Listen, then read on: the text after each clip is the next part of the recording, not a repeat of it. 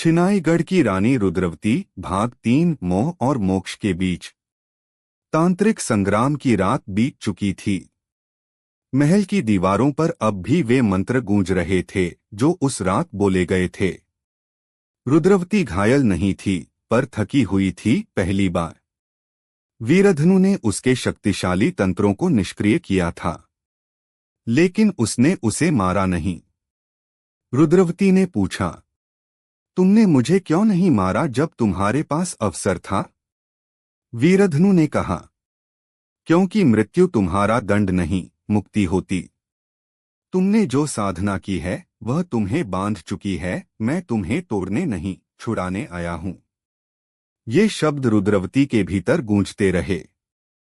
वर्षों से उसने कामतंत्र को ही अपनी शक्ति माना था, लेकिन अब उसे पहली बार लगा कि कोई उसे समझ रहा है, उसे दंड नहीं दे रहा बल्कि उद्धार करना चाहता है। उसने पूछा, क्या तुम समझते हो मेरी साधना को पाप? वीरधनु बोला, नहीं, पर जब साधना जीवन हर ले और प्रेम नहीं दे तो वह शक्ति नहीं, श्राप बन जाती है।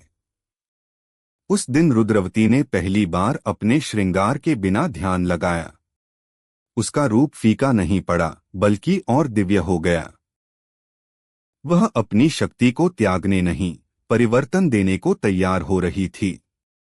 अगली अमावस्या की रात रुद्रवती ने अपने महल के नीचे गुप्त कक्ष में वीरधनु के साथ एक अंतिम तांत्रिक अनुष्ठान किया। यह साधना कामतंत्र की समाप्ति और आत्मशक्ति की जागृति की थी। जैसे ही अनुष्ठान पूर्ण हुआ, रुद्रवती की आंखों से आंसू बहे। वर्षों का बोझ उतर गया था। उसकी आत्मा अब स्वतंत्र थी। छिनाईगढ़ अब एक भयावह स्थान नहीं रहा। वहां की रानी अब मोहिनी नहीं, मुक्ति की देवी कहलाने लगी। यदि ऐसी रहस्यम कहानी सुनना पसंद करते हो तो चैनल को लाइक और सब्सक्राइब जरूर करें। धन्यवाद।